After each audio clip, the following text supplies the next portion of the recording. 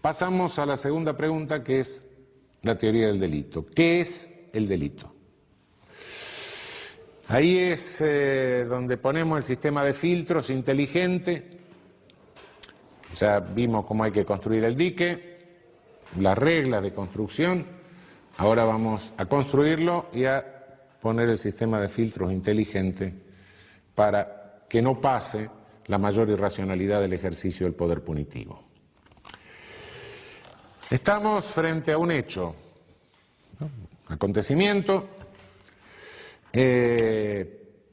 Queremos saber si ese hecho que tenemos adelante es un delito o no es un delito. Bien, la teoría del delito responde a la pregunta ¿qué es el delito? No por especulación, no por curiosidad, sino que responde, bueno, justamente para que frente al hecho tengamos un orden de interrogantes y de sucesivas respuestas para determinar si eso que tenemos adelante es o no es un delito. Lo primero, delito debe ser una conducta humana, ¿no? No hay otra. No hay otra cosa que pueda ser delito sino una conducta humana. De modo que el sustantivo del concepto de delito es conducta. Un sustantivo al que agregamos, ya vamos a ver por qué, 3 adjetivos: típica, antijurídica y culpable. ¿Por qué decimos, primero, estamos ante una conducta, tenemos el sustantivo? Bien, fenómeno, este es lo primero que nos preguntamos. Después vamos a preguntar, no cualquier conducta es delito, sino que son algunas conductas que resultan conflictivas. Si no hay un conflicto, si la conducta no genera un conflicto, no puede haber un delito. ¿Por qué? Porque no hay nada lesionado. Entonces, el primero que tenemos es un pragma conflictivo. La conducta tiene que abarcar un pragma conflictivo, un supuesto de hecho. Un supuesto de hecho que puede ser legal, que puede ser fáctico. Es decir, el supuesto de hecho fáctico es el que tenemos adelante. El legal es donde la ley me dice ese pragma conflictivo es delito. Bien, ¿dónde me dice esto la ley? En la parte especial del Código Penal, en leyes penales especiales, en lo que se llaman tipos penales. Tipos penales. Es decir, el que mate a otro, el que se apodere de una cosa mueble total o parcialmente ajena, esos son los tipos penales.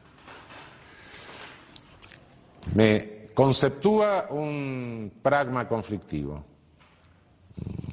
un supuesto de hecho legal, que aplico al supuesto de hecho concreto que tengo adelante, supuesto de hecho fáctico, y en consecuencia de esa comparación deduzco que la conducta se adecua al tipo, es típica.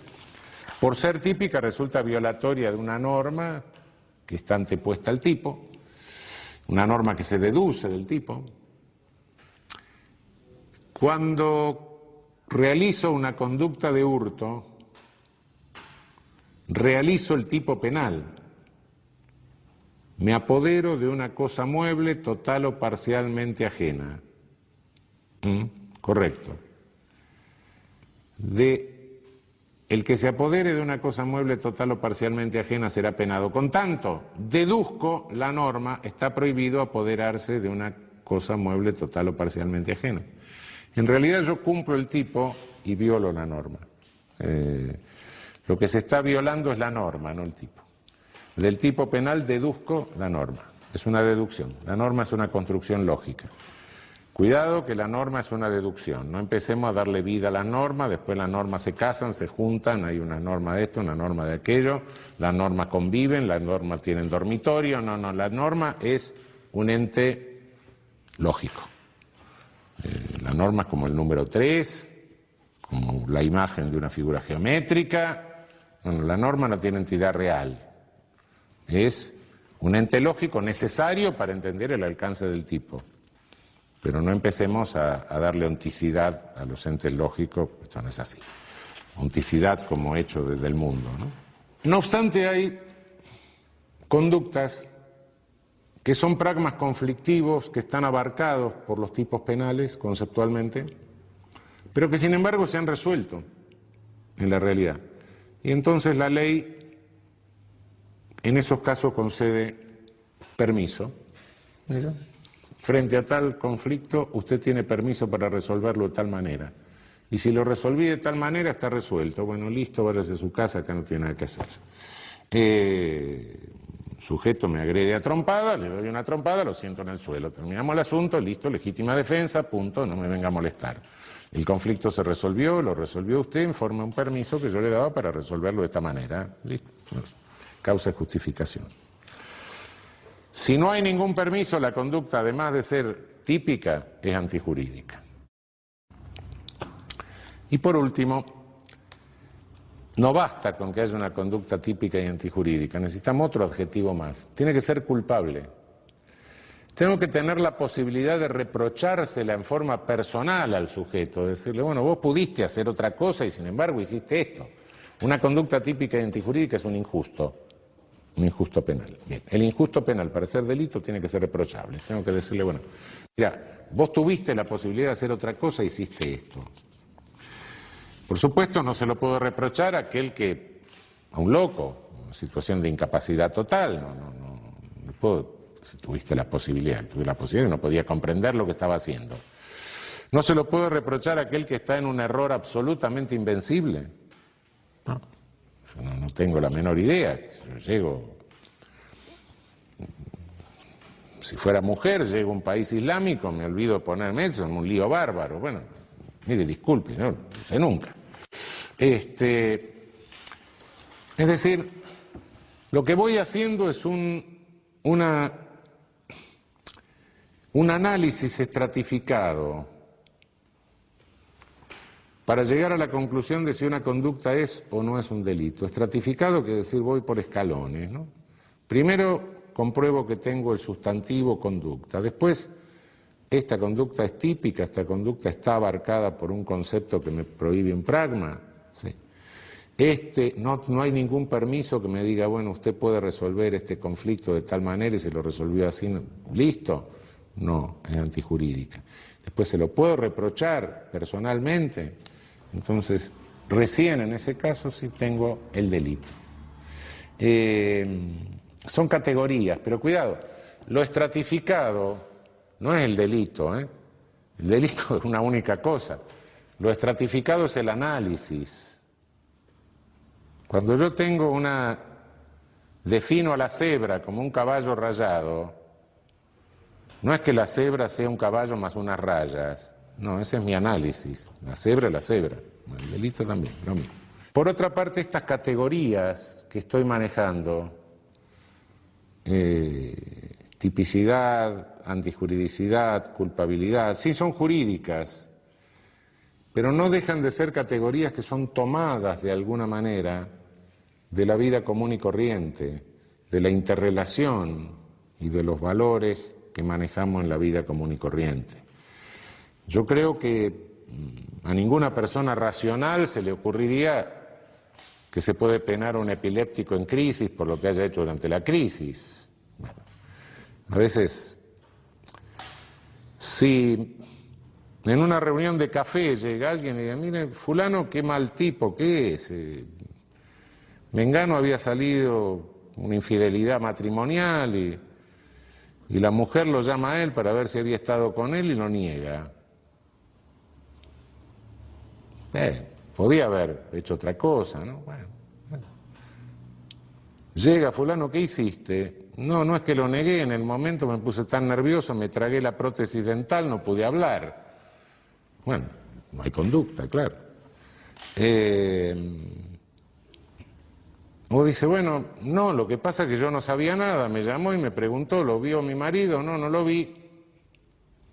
Bueno, error invencible de tipo, sí, no está abarcado por lo conflictivo porque no tuvo intención de realizar eso, ¿no? O bueno, tenía a mi suegra y a mi mujer al lado, no podía mentir, estado de necesidad justificante. O el sujeto dice, no, yo dije eso porque a mí me puso Dios en este mundo para cuidar la fidelidad matrimonial. Bueno, nos paramos todos y nos vamos, está loco.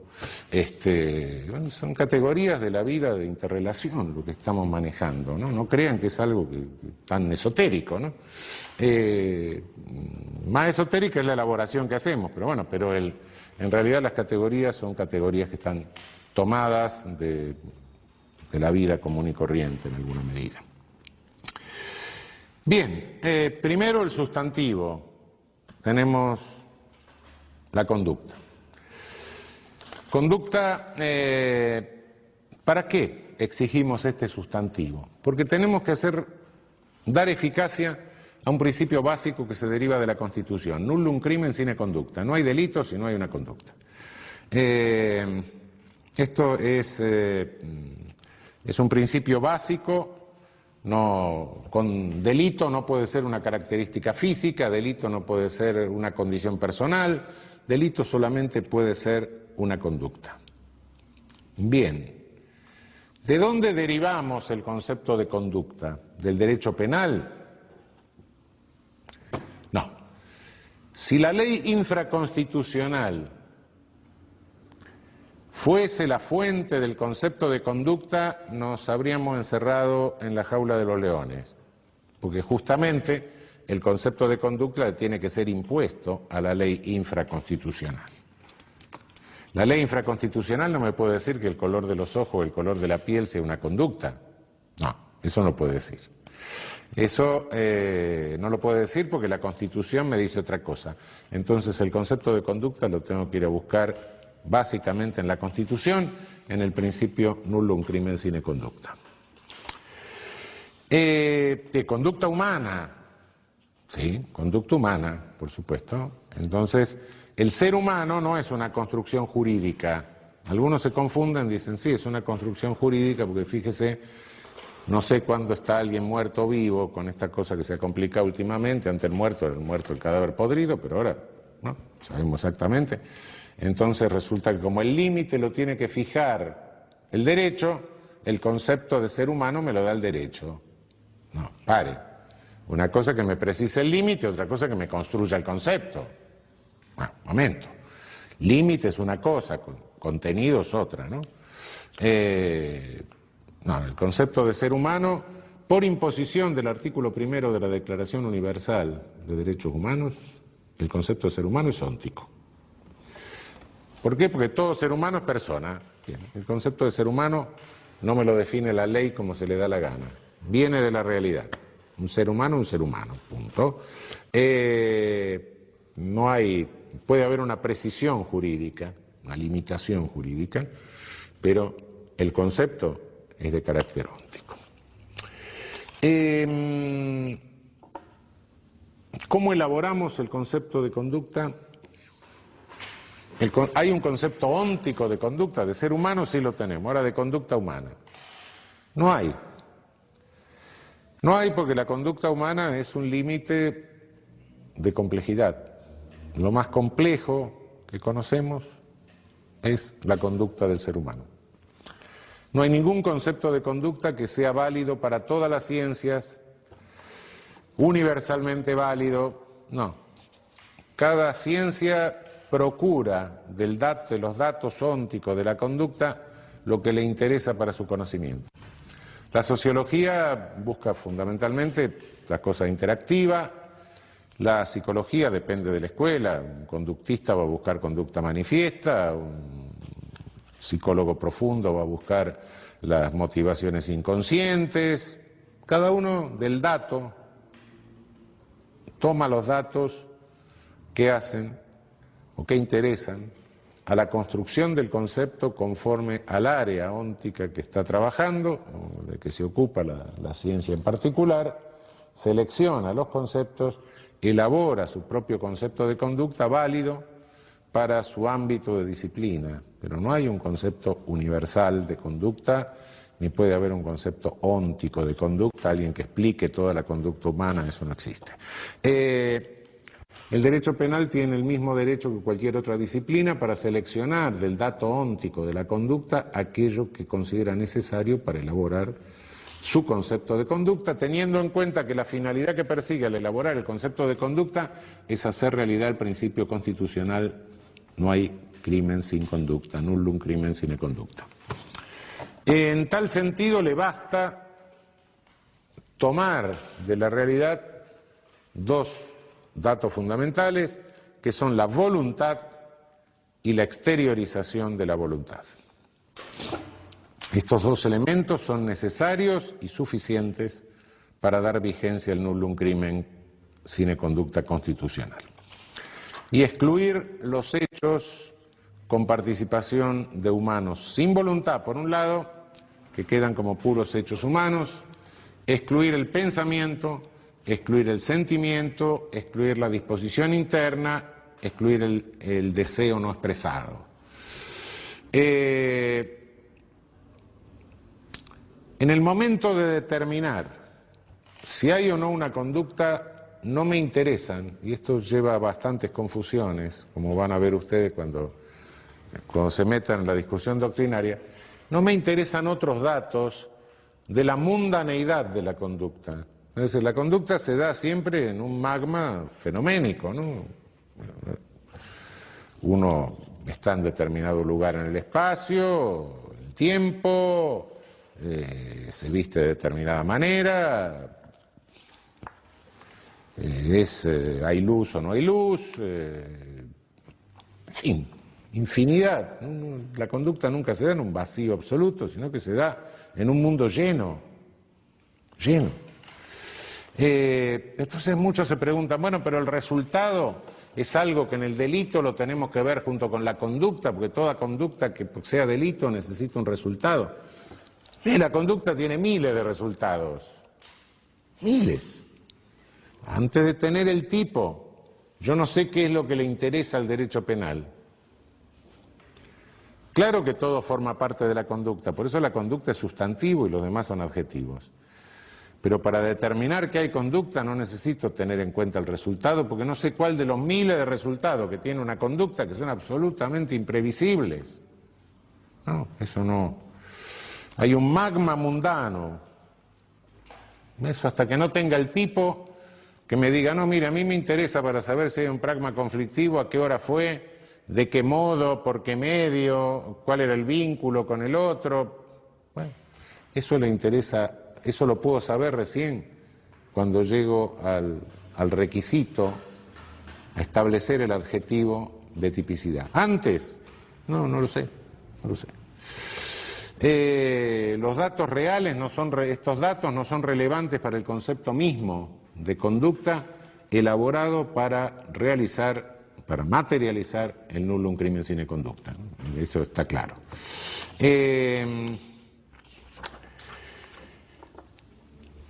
Ausencia de conducta hay cuando tenemos lo no exteriorizado. Lo no exteriorizado pueden ser disposiciones internas del ánimo, pensamiento.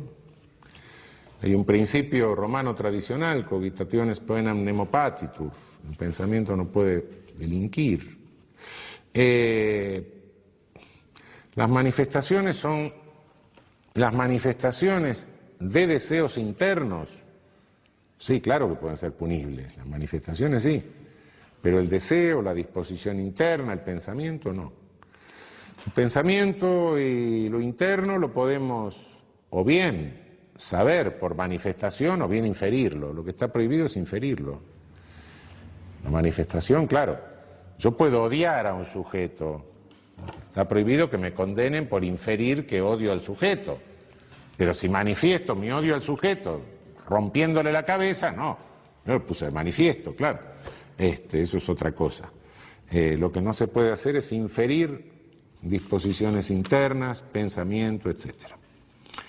No hay conducta cuando se trata de puros hechos humanos, es decir, de intervención de un ser humano sin voluntad. La intervención de un ser humano sin voluntad puede darse en dos hipótesis. Una, que no tenga capacidad humana de voluntad, que el sujeto momentáneamente o permanentemente no tenga capacidad humana de voluntad. No tiene capacidad humana de voluntad un oligofrénico profundo, por ejemplo. No la tiene. Si hace movimiento, tiene una capacidad. No tiene capacidad, más claramente, no tiene capacidad humana de voluntad, es involuntable, un epiléptico en el momento de la crisis, todo crisis de gran mal. Cuidado, no confundamos la involuntabilidad, la incapacidad humana de realizar conducta, la incapacidad humana de voluntad, no lo vayamos a confundir con la incapacidad psíquica de culpabilidad que es la inimputabilidad. Para que haya incapacidad de conducta, incapacidad de voluntad, involuntabilidad, lo que debe haber es inconsciencia, privación de la conciencia, un estado de coma, un estado de crisis epiléptica, de gran mal, no hay conciencia. Una desconexión, plum, se cortó la conexión eléctrica y hasta que no se le restablece el sujeto está inconsciente, privado de conciencia. La inimputabilidad es una perturbación de la conciencia. Hay una conciencia funcionando a nivel perturbado. Acá directamente no hay conciencia. La otra circunstancia por la cual puede no haber conducta, porque queda reducida a un mero hecho humano en que interviene un ser humano pero sin voluntad, es la llamada fuerza física irresistible, que puede ser interna o puede ser externa. Fuerza física irresistible interna puede ser una parálisis histérica.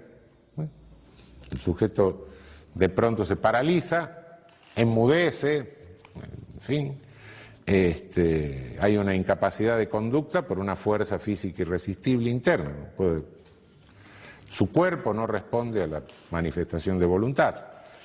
Puede haber una fuerza física irresistible externa, que es cuando el sujeto actúa como una masa mecánica, ¿no? Estoy parado delante de una vidriera,